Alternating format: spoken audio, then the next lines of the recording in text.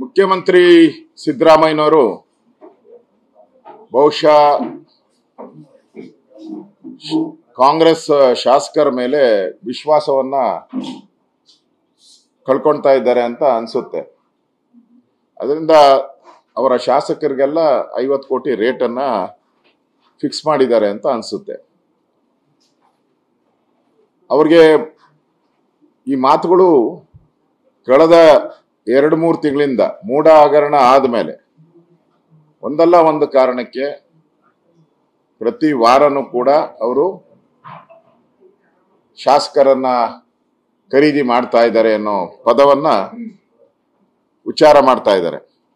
ನನಗನ್ಸುತ್ತೆ ಸಿದ್ದರಾಮಯ್ಯನವರು ರಾಜೀನಾಮೆ ಕೊಡುವಂತ ಕಾಲ ಸನ್ನಿಹಿತ ಆಗಿರ್ಬೋದು. ಅದಕ್ಕೋಸ್ಕರ ಶಾಸಕರನ್ನ ಮಾರುಕಟ್ಟೆಯಲ್ಲಿ ತಲಾ 50 ಕೋಟಿಗೆ ಮಾರಾಟ ಆಗ್ತಾ ಇದೆ ಅಂತೇಳಿ ಮುಖ್ಯಮಂತ್ರಿಗಳೇ ಒಪ್ಕೊಂಡಂಗ ಆಗಿದೆ. ನಾವೆಲ್ಲರೂ ಸಿದ್ದರಾಮಯ್ಯ ಕೋಟಿಗೊಬ್ಬ ಅಂತ ಹೇಳ್ತಾ ಇದ್ರಿ. ಈಗ ಶಾಸಕರಿಗೆ 50 ಕೋಟಿ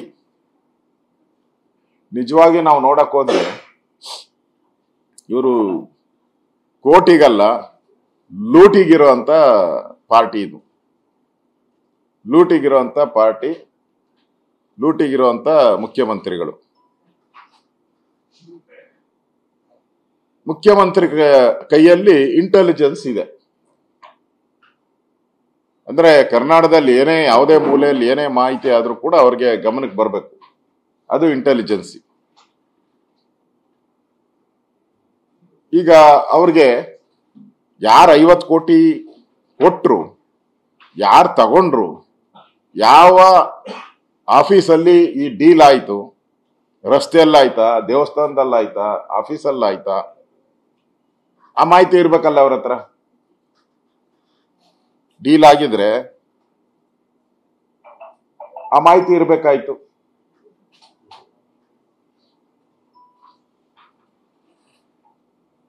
ಒಂದ್ ರೀತಿ ಸಿದ್ದರಾಮಯ್ಯನವ್ರಿಗೆ ಒಂದ್ ರೀತಿ ಅಸ್ಥಿರತೆ ಮೂಡ್ತಾ ಇದೆ ಅಂತ ಅನ್ಸುತ್ತೆ. ಒಬ್ಬ ರಾಜ್ಯದ ಮುಖ್ಯಮಂತ್ರಿ ಶಾಸಕರು ಹರಾಜಾಗ್ತಾ ಇದ್ದಾರೆ ಅಂತ ಹೇಳಿದ್ರೆ ಅದು ನಾಚಿಕೆ. ಅದು ಕಾಂಗ್ರೆಸ್ ಪಾರ್ಟಿಯ ಶಾಸಕರು, ಅದು ಅವ್ರ ನಾಚಿಗೇಡಿನ ಸಂಗತಿ ಆಗ್ಬೇಕಾಯ್ತು ಕಾಂಗ್ರೆಸ್ ಅವ್ರಿಗೆ. ಮತ್ತೆ ಸಿದ್ದರಾಮಯ್ಯನವರು 14 ಬಡ್ಜೆಟ್ ಅನ್ನ ಮಂಡಿಸಿದ್ದಾರೆ. ನಾವೆಲ್ಲ ಲೆಕ್ಕದ ರಾಮಯ್ಯ ಅಂತ ಹೇಳ್ತೀರಿ. ನೀವು 50 ಜನನ ಅವರು ದುಡ್ಡು ಕೊಟ್ಟು ಪಕ್ಷಾಂತರ ಆದ್ರೆ ಸರ್ಕಾರ ರಚನೆ ಮಾಡಕ್ ಬರುತ್ತಾ? ಸರ್ಕಾರ ರಚನೆ ಆಗ್ಬೇಕಾದ್ರೆ ಕಾಂಗ್ರೆಸ್ಸಿನ 2/3 ಮೆಜಾರಿಟಿ ಆಚೆ ಬರಬೇಕು ನಮ್ಮ ಪಕ್ಷಾಂತರ ನಿಷೇಧ ಕಾಯ್ದೆ ಪ್ರಕಾರ. ಅಷ್ಟಾದ್ರೂ ಕಾಮನ್ ಸೆನ್ಸ್ ಬೇಕಲ್ಲ ಅವ್ರಿಗೆ, ಅಷ್ಟಾದ್ರೂ ಪರಿಜ್ಞಾನ ಬೇಕಲ್ಲ. 50 ಜನ ಮಾಡ್ಬಿಟ್ಟು 50 ಜನ ರಾಜೀನಾಮೆ ಕೊಟ್ಟು ಗೆಲ್ತಾರೆ ಅನ್ನೋದು ಏನ್ ಗ್ಯಾರಂಟಿ ತಿರ್ಗಾ? ಅಂದ್ರೆ ಲೆಕ್ಕ ಹೇಳೋದ್ರಲ್ಲೂ ತಡಬಡಾಯಿಸಿದ್ದಾರೆ ಸಿದ್ದರಾಮಯ್ಯನವರು. ಸಿದ್ದರಾಮಯ್ಯನವರ ಘನತೆಗೆ ಈ ರೀತಿ ಪದೇ ಪದೇ ಒಬ್ಬ ಮುಖ್ಯಮಂತ್ರಿಯಾಗಿ ಇಂಟೆಲಿಜೆನ್ಸ್ ಅವ್ರ ಹತ್ರನೇ ಇದ್ದು 50 ಕೋಟಿ ರೂಪಾಯಿ ಒಬ್ಬೊಬ್ಬ ಶಾಸಕರೇ ಅಂದ್ರೆ ಎಷ್ಟಾಯ್ತು? 50 ಜನಕ್ಕೆ ಎಷ್ಟಾಯ್ತು? 2500 ಕೋಟಿ ಆಯ್ತು. ಈ 2500 ಕೋಟಿ ಎಲ್ಲಿದೆ? ಯಾರ ಮನೆಯಲ್ಲಿದೆ? ಯಾರ್ಯಾರು 50 ಜನ ಹರಾಜಾಗುವಂತ ಕಾಂಗ್ರೆಸ್ಸಿನ MLA ಅವರೇ ಹೇಳ್ಬೇಕು, ನಮ್ಗೆ ಗೊತ್ತಿಲ್ಲ. ಮುಖ್ಯಮಂತ್ರಿನೇ ಹೇಳ್ಬೇಕು ಹರಾಜಿಗೆ ಆಗುವಂತ ಕಾಂಗ್ರೆಸ್ಸಿನ ಶಾಸಕರು ಯಾರ್ಯಾರು 50 ಜನ. ಅವ್ರ ಪಟ್ಟಿನ ಬಿಡುಗಡೆ ಮಾಡಿ. ನೀವು ನಿಜವಾಗೂ ನಿಮ್ಗೆ ಮುಖ್ಯಮಂತ್ರಿಗಳಾಗಿ ಮಾಹಿತಿ ಇದ್ರೆ ನೀವು ಪಟ್ಟಿ ಬಿಡುಗಡೆ ಮಾಡಿ 50 ಜನದ್ದು. ಮತ್ತೆ 2,500 ಕೋಟಿ ಅಂದ್ರೆ ಅದು ಬೇನಾಮಿ ಅಕೌಂಟ್ಗೆ ಹೋಗ್ತದೆ. ಬೇನಾಮಿ, ಆ ಬೇನಾಮಿ ಅಂದ್ರೆ ಬೇನಾಮಿ ಇಡಿ ಅವ್ರು ಬರ್ತಾರೆ. ಇಡಿ ಯಾಕಂದ್ರೆ 2,500 ಕೋಟಿ ಎಲ್ಲಾನ ಸಂಗ್ರಹ ಮಾಡಿ ಇಳ್ಬೇಕು.